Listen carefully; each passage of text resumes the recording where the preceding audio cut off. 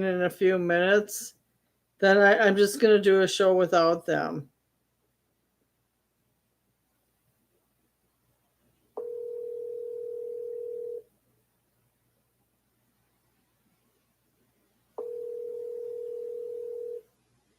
Offense on this issue. He has a lot of headquarters. This is Janessa Hoffman from Blog Talk Radio, aka YouTube. Yes, I was just about ready to dial you up. I'm here by myself. That's a song by Eric Carmen. One of my favorites. I'm with a broken down Christmas tree and a broken down body. Really? But you do have a tree. Is it like Charlie Brown's tree? No, it's 6 feet high and it's white. And I'm gonna camera it in just a minute. Is it taller than Lolo? He's 6'2", right? Or 6'3"? No, it's not as tall as him. It's 6 foot.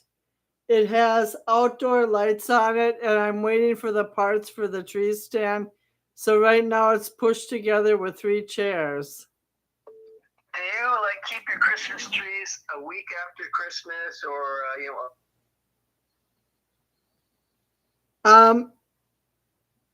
Don called in, John, so your question was interrupted. I keep them up all year round now because since Lauren hid the 3 parts of the tree a year ago, I can't find them, and I've had to order them from numerous web sources, and it's been like this kind of volatile curse. So this year I'm leaving it up year round. I refuse to drag it back to the basement. Is it made out of plastic? It's a fake tree and it's white. Well, that would do well in Los Angeles. Everything's fake here. It's fake and it's white and it has outdoor lights on it. Wow, that's very impressive. Do you have a tree? No, it's been a long time, to tell you the truth. It's been a long time. Wow. That's kind of more of of course, women are a little more sentimental, but it's kind of a couples thing. You know, you got you're married or you got kids, and you got to have a tree. You know, I mean, that's. Well, I wanted to do it this year because I was stuck at home after my surgery. And I think even if your kids aren't around, it's noble to have a tree up to remind us of the birth of Jesus Christ. And trees can be inspiring. In fact, I have some mint and rosemary and other little plants. Maybe I could string little lights on them, but they would collapse. Yeah. By the way, Don joined us. Hi, Don. Hello, Jane. Hey, John. Merry Christmas. My brother is, he might be related to you because he loves his ice cream every night when he has it. There are billions of people who love ice cream, so they're all my friends. Joe Biden loved ice cream. He still does. He's not dead yet. He still does. He likes us to eat cake, right? Well, he's not a king. Okay. He's not. Oh, man. Can we amend our constitution so he can become my king? No, he'll do it through a wartime act. He's going to start a war in Venezuela, declare that we are under attack, and say he is There is a king of the United States. There is a ice cream called King of Creams. What you said, you're muffled. There's an ice cream shop in Duluth, Minnesota called King of Creams. Oh, okay. Was Donald Trump owner? No, it has nothing to do with Donald Trump. Oh, okay. Have you ever had homemade ice cream? I make it all the time. I've had it. My friend in La Crosse, Wisconsin used to make it when I was in college. That's the best, I'll tell you. Sure is. Especially when you make it. We used to have we would get a whole milk from a farm. My dad would drive 30 miles or 15 miles to get it. And we always have cream at the top. Maybe the top quarter of it. We would skim it, and then after about a month or two, we'd have enough cream to make a whole canister of homemade ice cream. And that was like a ritual. It was like a family thing. You put the ice and you put the salt, and you have the machine spins it around for like maybe half an hour, 45, and then voila. And it was like a family ritual, and and then we would save about half of it. Mom would put it in these little containers. Like, one for me, one for my brother, one for my dad. And so my brother, he'd wolf his down real quick. So I was very meticulous at that age, like about everything. So I would save my container in the freezer. One day, I waited for my sacred moment. He had eaten my ice cream. Who ate your ice cream? He doesn't remember it. But John, are you off your meds tonight? Why the hell are we talking about ice cream when half the country got shot up again? Well, let me finish my good story. So, after that, good story. I no longer allocated after that. It was just like, okay, eat it up, all of it. Like, we're not saving anything because, there's no way to hide in the freezer. Or maybe it was Dad or someone, but some rat ate my ice cream. How old were you back then? At what time in your life? We were in San Jose, or no, it was in Nebraska. Okay, so I maybe have 12 or so, 11, 12. No, about between 10 and 11. I was traumatized. I was like, you look forward all, like for 2 or 3 days, I'm going to have the ice cream. And when you see it empty, and I'm not like like an adult. I'll just go down to the store and buy some. No, we live like 5 miles from town. Yep. I got a bicycle, no money. What are we gonna do? I mean, that's it. You're done. Like your no more ice cream for you, young man. You guys are okay. I don't know why why was your dad so strict? Oh no, he was he was just practical. I mean, like we lived out in the country. Here's why. In 1969, everyone's saying California's gonna have an earthquake. California's going to fall in the ocean. The West Coast will be like St. Louis or somewhere. And then my brother was going to this, I think it was junior high. And they opened up a new building. They had a dance hall. They had a dance, and some white guy or black guy, or white girl, whatever, someone wanted to dance, and they got all pissed off. There's a big fight. Yeah, it's like a riot, and they had to close the school, because it's like, they're going to blow it all up. My dad just took that as the ultimate sign, like, we're packing the kids out of California. We're getting out. We had Helter Skelter, Manson family. We had Woodstock, the Summer of Love, all this stuff. So you can imagine a conservative dad who, we're like four-square church. He wears a crew cut haircut. He looked like Michael Douglas in Falling Down. And he's living that American dream. And he's like, this is the end of the world, and we're taking him to. He grew up in Illinois, and he thought, well, we're going to go in the center of. He looked at the map. He said, the center of America is Nebraska. So we moved to the Scottsbluff, Nebraska. Sold the house. Mom was all just upset about it, and we moved the whole, shooting fireworks to Nebraska for 2 years. Ran out of money. And he couldn't afford to buy the country store. And that was a big deal. If he bought the country store in Lake Minnetonka, Nebraska, or wherever it was, or by Scottsbluff, we would have been in. I'd probably still be in Nebraska right now. Possibly, quite possibly. I was wondering how you would turn out if you had stayed there. It affected. It was a good thing, but the point is, he barely scraped enough, money to get back to California. And then that changed their whole trajectory, being out here on the West Coast. Now you won't leave your 20-mile radius for the life of Jesus. Oh no way! Live and die in LA. There's no way. I found paradise. I'm not going to live in a freezer with the fan on for 6 months out of the year, like in Chicago or Minneapolis or Duluth. New York. Or Duluth, no, or even Nevada. We had 70-mile winds today with gale wind forces. It went from 40 to 11 degrees. When it's 15 to 20, it feels like everything's blowing away. I can't even imagine 70. Would that like blow you down the street? Yes, it slammed the car door. It almost slammed it into my body. I couldn't open a door and I couldn't shut a door. And I was afraid my glasses were gonna fall off my head. Can it flip your car? That kind of wind? No, but I just was cold and I didn't have my winter hat on me. And it was real frustrating. You need a man like Don around, a little boo-boo blanket. I'll get to that in my next chapter. So I'm going to do one flash of my Christmas tree. It's pretty. Yeah, I have to hold up. Then we're going to start the article on Nunez.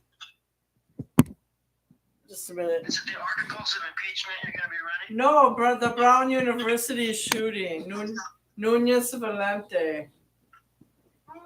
A former student who killed people, a couple brilliant professors, and I think 9 people total. I don't remember. So they found him? They found him dead in a storage unit in Salem, New Hampshire today. And they had a press conference on it. Was he a Muslim? It took them 6 bloody days. I think he was Catholic. It took them 6 days to find him, even with this picture posted. So he must not have been very popular. Well, I mean, he must have been in the storage unit for a while. Then I saw a couple people commenting online saying that it was a plant, like somebody killed him before he got to the storage unit. But I don't believe that. So his name was Claudio Neves Valente. I think he was either from Central or South America. And he might have known the MIT professor in Massachusetts before he iced him. He shot down a woman and a female and a male researcher. And they found him dead in Salem, New Hampshire today, 6 days after the shooting. They were on a massive manhunt for this person. The problem is the video of where he approached the building was fuzzy, and they couldn't really identify him from the video. So I can't look up information now. I'm on the YouTube channel, but hold on, let me get back into the other portal. So I guess they were able to link Neves Valente to both shootings through his rental car and hotels he stayed at. So that was another task. Foley, a police officer type, said Neves Valente killed Laureano, a professor, and then the suspect drove to a storage he rented in New Hampshire. He was a former student 24 years ago. Whoa, 24 years ago. I was thinking he was a disgruntled research student. No, he's only 40. He's 48 years old. So why did it take him so long to kill people? His name is Claudio Manuel Neves Valente. He's 48 years old, a former student. His last known address was in Miami, and the motive was not clear on the attack in Brookline, Massachusetts. Now, Was he a legal immigrant, or was he born here? I don't know. He killed someone. He killed a professor at MIT in Brookline, Mass. And then he drove to Brown and he killed a few younger professors. Can they deport his corpse? John, that's a hit. 2 students were killed. Muhammad Aziz Umariskov and Ella Cook, a talented pianist who was the vice president of the campus Republican Club. He also killed Dr. Laureano the director of Plasma Science and Fusion Center, and who was part of a research department. Loureiro was born and raised in Portugal and had researched the generation and amplification of magnetic fields in the universe. On Thursday night, the FBI said it was believed that the suspect had attended the same Lisbon University as Dr. Loureiro. So that's in Portugal. I bet you he had a beef against that guy. Something went down, yeah. Yeah, I think he had a beef against Dr. Loureiro because they have a connection through two different colleges. Yep. There you go. That's probably the. So it's just like every day in American news, there's somebody is going to die.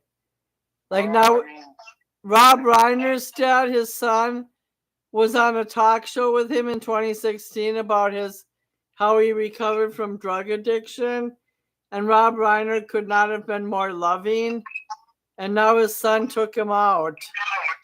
Right. That's fucked up. Well, they knew his son was needing help, and they were trying to get him help, but they were using some tough love, and they didn't. They couldn't do it right because they're too liberal. So. Well, he had a lot of odd behaviors. When he was a teenager, he stole $200 from his dad and got a prostitute. So he lost his virginity due to the fact that he slept with a prostitute. Right, that's a good $200 well spent. Don, I'm gonna knock you into next week. He spends it. That's all I'm saying. All I know is the kid still was on drug and he was unstable. Right, and he was about 30 years old in the house or something. 29 or 30, I think. And why would somebody kill their parents? Like that takes a lot of gall. Honey, stop. You need to stop right now, Jane. I'm not going to say about your household. There could be a possibility that something like that goes on. Come on, Don. I'm just saying. I feared for you in the recent past when you went to see him. So I'm not sure. Well, he was in a lockup facility. So let's keep Jane Hoffman out of the story. Okay, I'm just saying. Oh, man. Come on, Don. That's really creepy. I can understand your concern, but that's not the farthest way things will go. Good. I hope so. God bless. God bless you for everything. The biggest thing that's going to happen to me is I'll be ignored. Well, I hope that. I hope that's I hope it's better than that. But and me and John are going to have a love child in our 60s. As long as you call up the Guinness Book of World Records, you might have broken. The oldest person to have a baby was 60 years old. I thought it was 67. I think it was 60. Okay. If we get a surrogate, do we do it the old-fashioned way? I'll channel the money through the Kardashians. Yeah. So anyways, we really don't know that much about the suspect yet.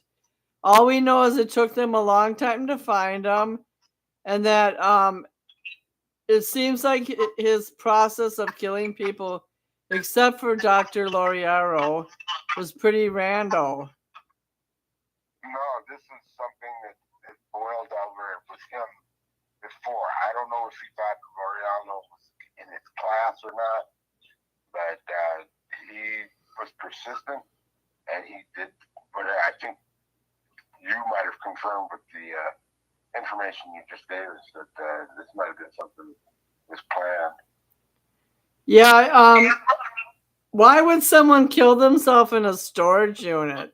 Why bother to drive all the way back to where you were? Like, just kill yourself in Massachusetts. Did he kill himself? Did they say that he was found dead there, and internet gropers are guessing that it wasn't him who killed himself. See, I'm not, internet brokers or fake news most of the time. But, well, obviously his thought process wasn't what you might call logical. So you might also, factor in, maybe he's thinking a couple days, what do I do? Do I get a plane ticket? Do I try to run? Do I kill some more people? Do I kill myself? There's a lot of different factors. What was his religious beliefs? One thing about it is we didn't have as much, I don't think, of this stuff in the 50s and 60s growing, in the 60s, I don't recall. We're in the end times.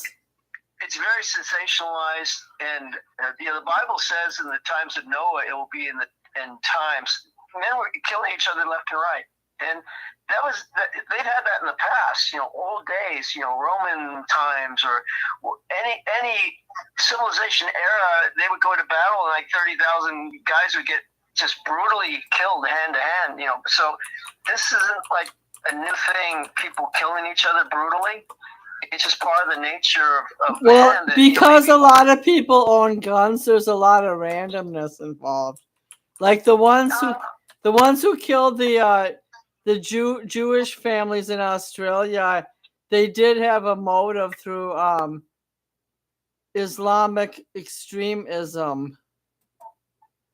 Well, that's been kind of the whole argument. If you just take away everyone's gun, no one will kill each other. But to the problem with that, you disarm a society, and then you have a government take control, and they can kill millions of people very easily. I mean, that's what they do in China, Russia, Germany, Cuba. Just line them up, kill, just line them up and kill. It's sad that one of the people who died in the Australia shooting, the 15 people who died, they were refugees from the Ukraine, and she lost her child. And one of the people killed was a Jewish Holocaust survivor, and it's just a terrible situation. Yeah, very anti-Semitic, Yes, and that's a big thing. Candace Owens she's been a lightning rod of anti-Semitism, and she's just really fueling a lot of stuff that, Charlie Kirk and his wife Erica was his handler.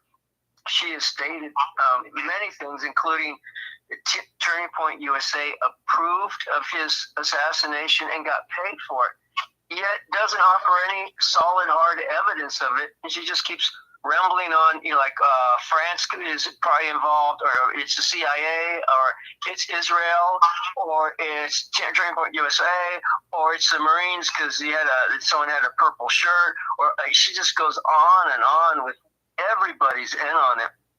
And then I'm just asking questions. Why is she? I don't think she's that big of an influence. I think there's a lot of key players who hate Judaism. She's the number one podcaster in the world.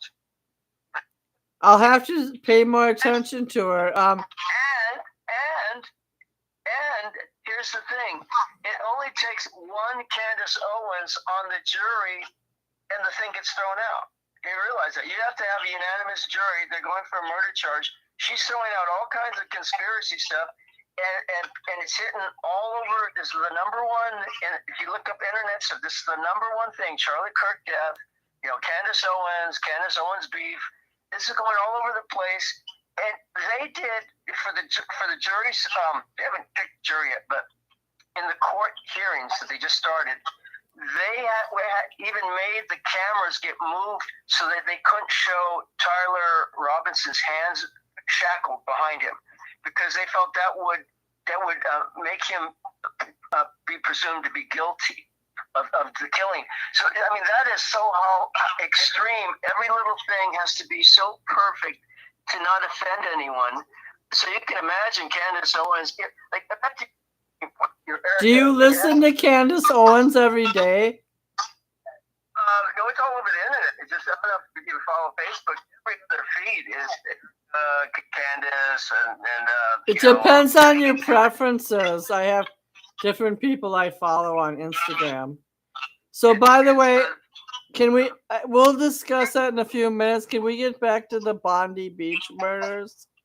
Oh So, yeah. so there it was a man and a son. The man got killed. The son is charged with 59 offenses. The Australian government is rethinking their immigration policy, and they're putting more strict provisions. I heard on NPR today on groups that are extremists and have extremist beliefs, and people coming into that country are going to be vetted. Anyone on your show? Can everybody go off speaker for a minute and stay on with the phone to your ear, because it's getting some crackling. So did you guys follow the Bondi Beach murder? There's been so many killings this week, I haven't been able to keep up.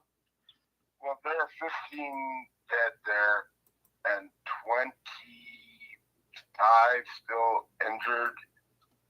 No, it's 40 people were injured. 40 people were injured. I wasn't sure of the injured number, I believe. But yeah, there's still quite a few people who are still in jeopardy. This, that's they're going to vet people a lot easier, but getting the guns, they were allowed to have guns. These folks, the father, I believe, was a legal gun owner. So that's where I'm not sure about the laws in Australia, but you can't have a gun unless you have special registration. So did the father in the Australian incident, was he a gun shop owner, or he just happened to have a gun? I forgot what it was. I think he just happened to own a gun. Okay. I don't know. That's for sure. I can look it up quick. Well, what story this week has impacted you guys the most? Well, for me, it's kind of been who is taking over what, who is doing what. I'm trying to find out, follow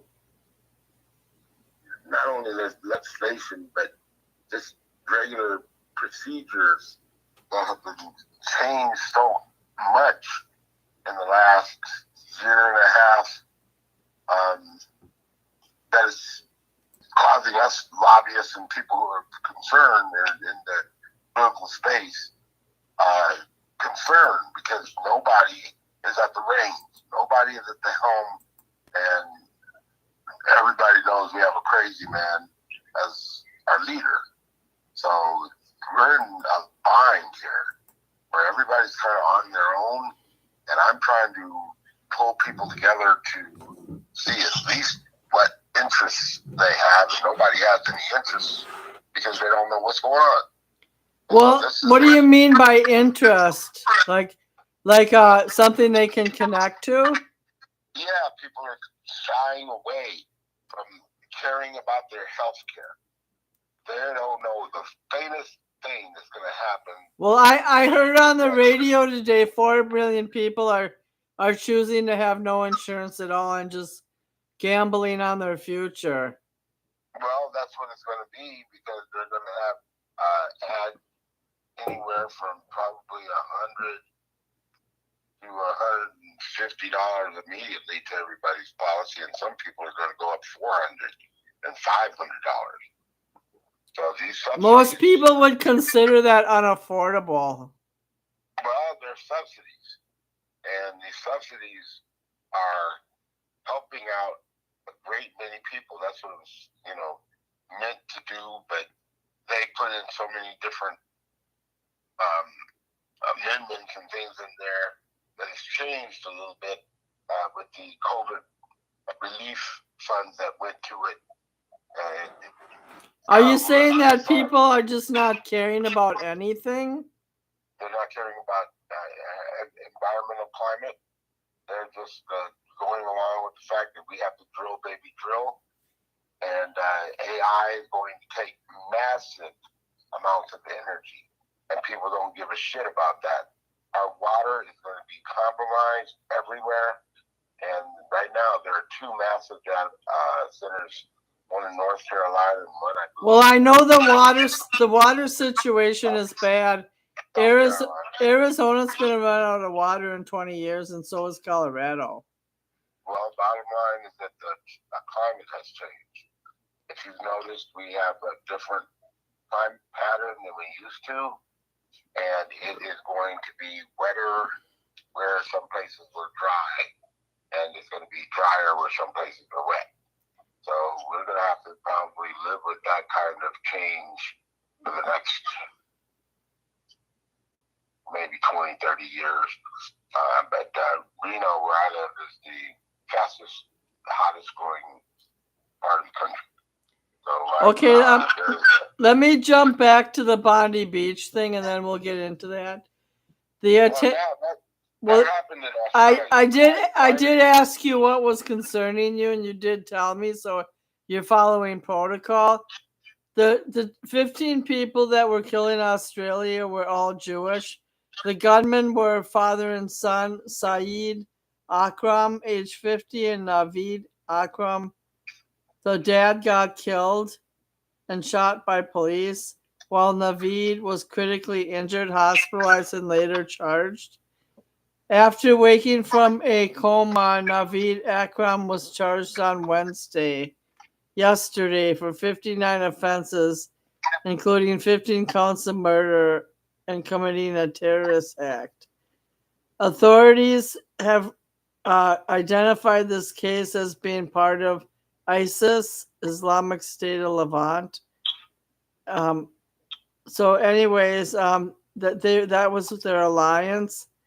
The father and son had traveled to the Philippines in November, a month before the attack, which Australian intelligence agencies are investigating. Naveed had been previously investigated by Australia's domestic intelligence agency in 2019, but was chosen not to pose a threat. A lot of people were heroes in this case. There was a senior detective named Cesar Barraza. He hailed as a hero for single-handedly killing the dad. Public bystanders took videos, and they were attacked and wounded. Stuff like that. Yeah, but there was the man who tried to get it away. He was shot dead with his wife. They were trying to get the guy's guns, and they broke away and shot them both. So they were trying to help. What I'm trying to do is do a comparative study of all this crap. So there was a killing in Australia, an individual murder of a professor at MIT, and then 2 students at Brown. And there was also the murder of Rob Reiner these past 10 days. So how does it all tie together, and why is it so complicated? Well, basically, if you look at the one thread, except for we don't know what that is. That's going to be religious also, but all these others are crimes against Jews, crimes that are anti-Semitic. Well, the Australian one is the one. Rob Reiner's son had a personal vendetta, and the one against that professor at MIT seems like a personal vendetta. Right.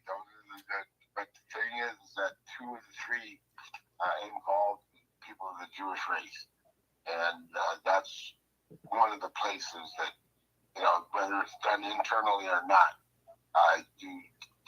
looking at that culture, you have to kind of find out or figure out if it is, it's going to be compromised somehow. Rob Reiner, I believe Rob Reiner is Jewish, and a lot of people in entertainment are Jewish. Yeah, but a lot of people aren't. But they have to more or less proclaim affinity to the Jewish bosses. Right. Well, he worked his way up through the system, so I heard he was a likable person that took personal interest in all his actors. And people like Kathleen Bates, who he directed in Misery, won an Oscar. Meg Ryan and Billy Crystal made a blockbuster film with Rob Reiner. And he always took a personal interest in all those different people. Plus, he used his mother as a cameo role in When Harry Met Sally. Okay. John, did you fade into the sunset? No, I was just listening. A couple of observations. One is with the Bondi Beach situation. From a technical point, he was just being a good Muslim. I mean, these are Jews. They didn't pay the tax, but they're supposed to pay a tax. And if they don't convert, then you kill them. That's actually that's What kind of tax? I'm saying historically, that's what you do. In fact, not even like historically, just last week, they killed another 30 Christians, just whacked them, and Wasn't that in Nigeria or Tanzania? Nigeria, also Afghanistan, Sudan. There's like 53 countries, and about 20 of them are militant. They do this, and they do it in the name of Allah, or Allahu Akbar. God is greater. And this isn't just there's no one going, you have to stop this. It's like, no one will speak out against it because you'll get killed. You'll get on the list. I'm speaking within the community. I think the whole situation, John, is that the religious tension in the world is going to magnify in the end times. That's what I was talking about, being the common denominator. You don't see Christians or Catholics even saying, glory to God, we killed some more people, or even we're not going to comment about it. No, people would say, we're outraged. This is terrible. This is so un-Christian-like. This is so un-Catholic-like. But you don't see that in the Well, Christians don't have a motive to kill. We're supposed to follow the peace and love and words of Jesus. We're supposed to love our neighbors as ourselves. So our religion is not based on a motivation to kill. Right? But theirs is, unfortunately. And then going to the Rob Reiner situation, you have a liberal, person. He wasn't just the character meathead on Archie Bunker. He is the most ultra anti-Trump, anti-MAGA, anti-conservative voice in Hollywood. When Rush Limbaugh died, he was like that's great. He wasn't like, he didn't shed a tear at all. He was very cold about it. That being said, he's a great guy with everyone. Even James Woods, a very conservative guy, gave a very great testimonial how he Reiner revived his career, how they can talk, even though politically totally different positions, and yet still be friends. And so overall, he's a nice guy. The problem is when you have drugs, it distorts the people around you. That you can't. I know in the church, raised in the church, you run into the people like an alcoholic or drug addict, and you mix Jesus in the whole situation. You're trying to forgive and love and work with them, and some of them are just crazy. They're just like Charlie Manson. Well, let me put this forth to you. I'm going to a funeral tomorrow of a 45-year-old who overdosed. Satan is involved when people get into addictions and make bad choices. They don't necessarily become satanic, but either their self-esteem or their emotional presence gets damaged. They make bad choices that sometimes result in death. Now, this Rob Reiner creature, his son, yes, he was a liberal. Yes, he supported certain policies, but his son went off his rocker, and his son was unpredictable. So we have to face the fact that it was just I wouldn't say it's an unusual situation, but most druggies end up killing themselves. They don't kill other people. So think about this. John just said we have the crazy nicest president and leader. Okay, well, he doesn't drink, he doesn't do drugs, none of his kids do. You don't hear any of this crazy stuff. His kids run businesses, they're successful, they have families. You could have invite them to a party. They're great people. You don't have them like the thing about Trump slashed Donald Trump's neck last night and then went after Melania. You don't hear any of that. Okay, the stuff. reason that people don't like Trump is Eric would have done it. the reason people don't like Trump is because of his arrogance and the fact that he attacks people and he targets certain groups and he's not humanitarian. That's why he Donald Trump, he will insult you back and he'll push you harder.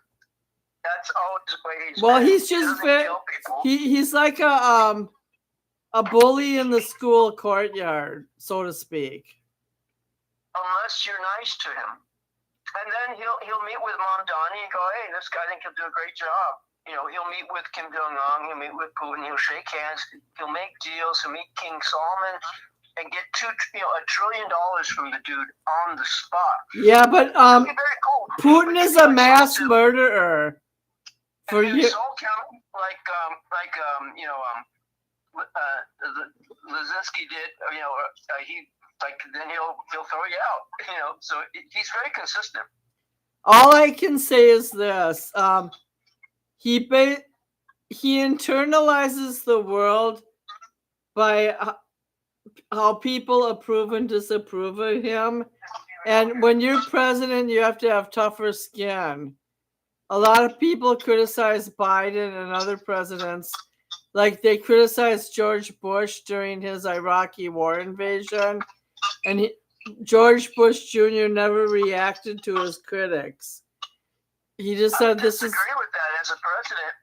Do you think Putin or Xi or Castro or Maduro or any of these I'm just guys saying that other presidents, Obama's been criticized too, and many other presidents, they don't react like a little child every time somebody says something.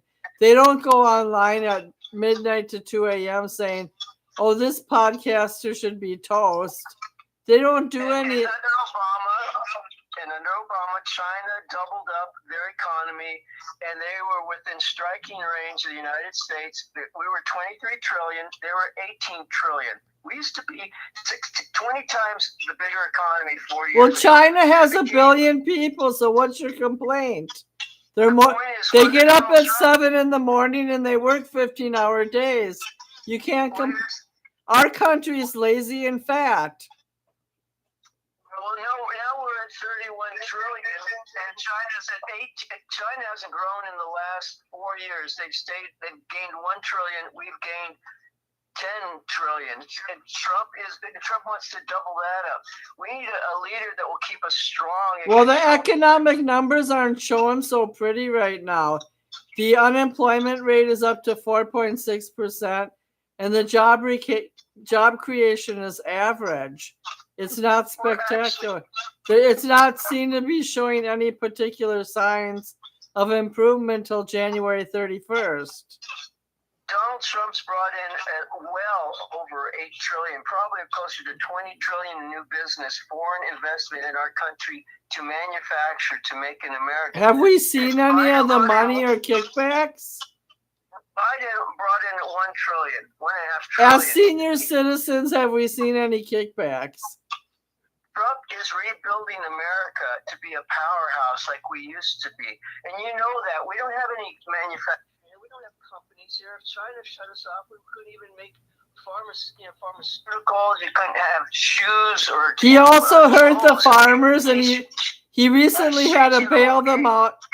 Trump also hurt the farmers, and he bailed them out. And recently he had to create new contracts with China just so American farmers could resell their soybean market. It's the best thing that's happened to us. You know, China has... I'm not really up for an infomercial tonight. I don't think he's a piece of crap. Okay, you don't want to talk about reality? I don't want to talk about Donald Trump because all he does is hurt people. See, I'm not explaining emotion and hurt feelings and mean tweets. I'm explaining logistics. China is buying up